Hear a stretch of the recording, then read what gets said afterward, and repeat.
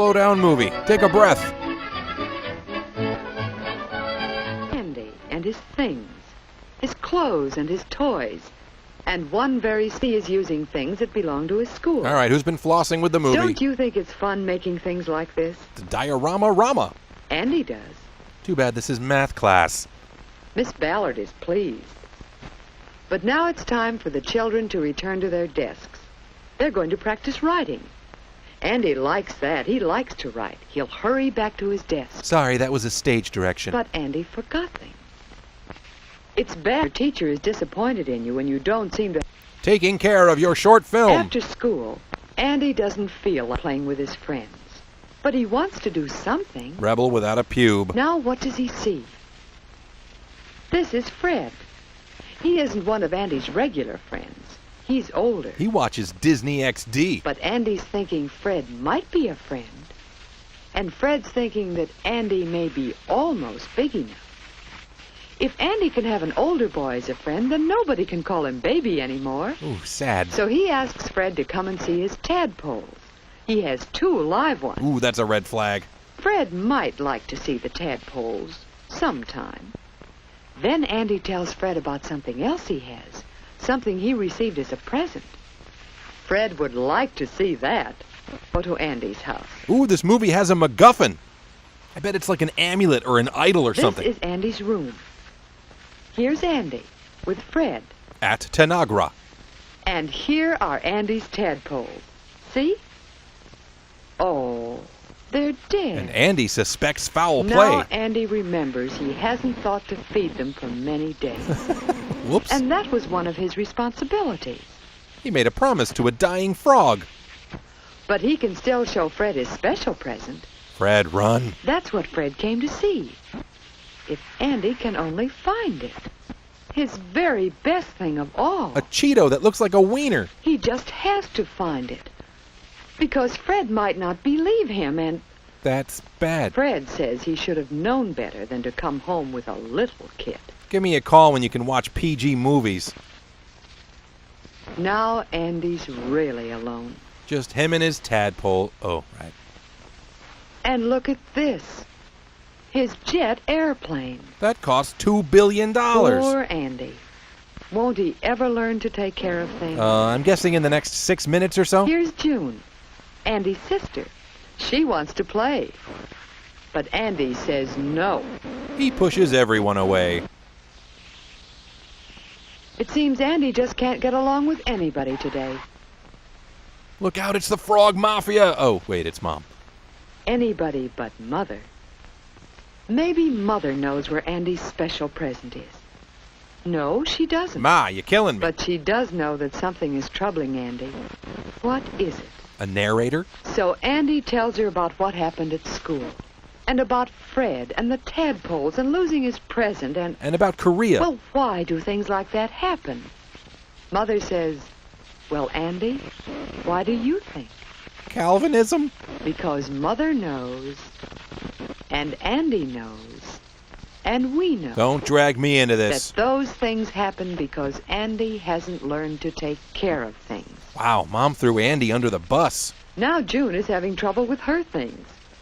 Gretchen's head has come off, and June wants Mother to fix it. Paste it. Suddenly, Andy says, let me fix it.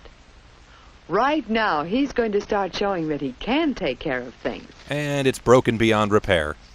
Don't you suppose Andy is glad to do something to make up for being so mean to June? To be honest, it feels a little desperate, but sure. Besides, it's fun fixing things. See? Look, fun. When you're through, it's more fun to know you've done a good job.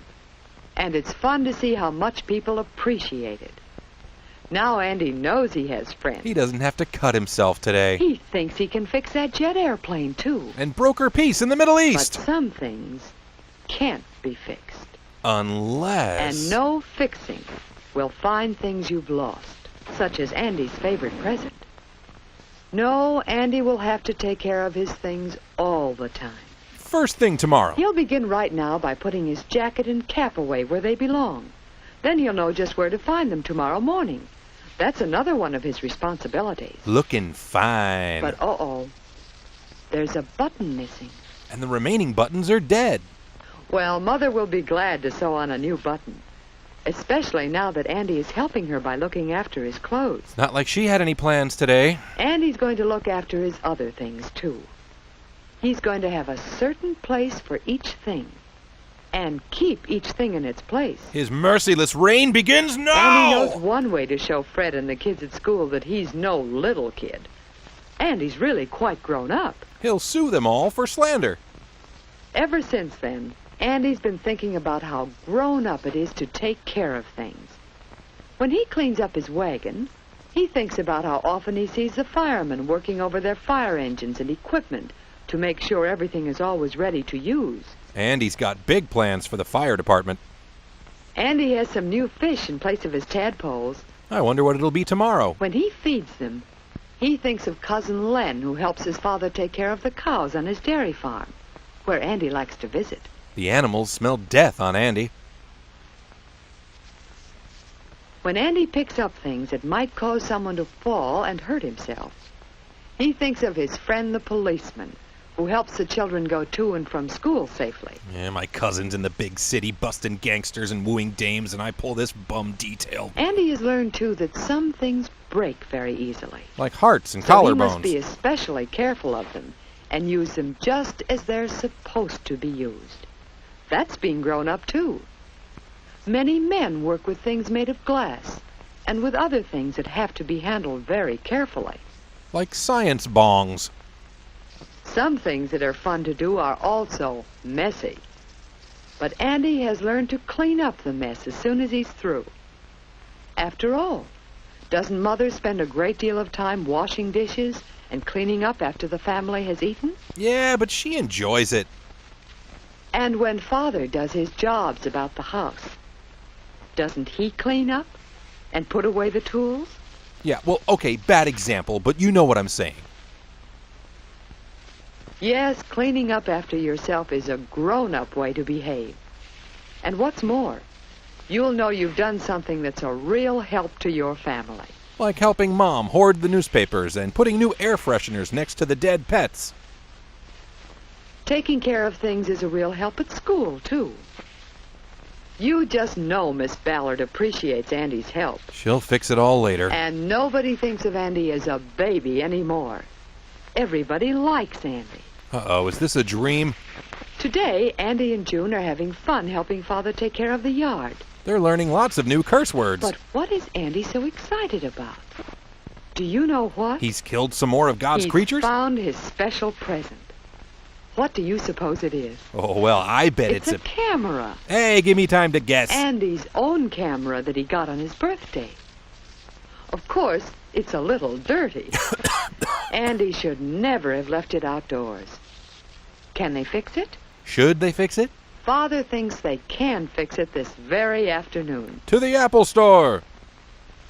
In a little while, the camera is fixed.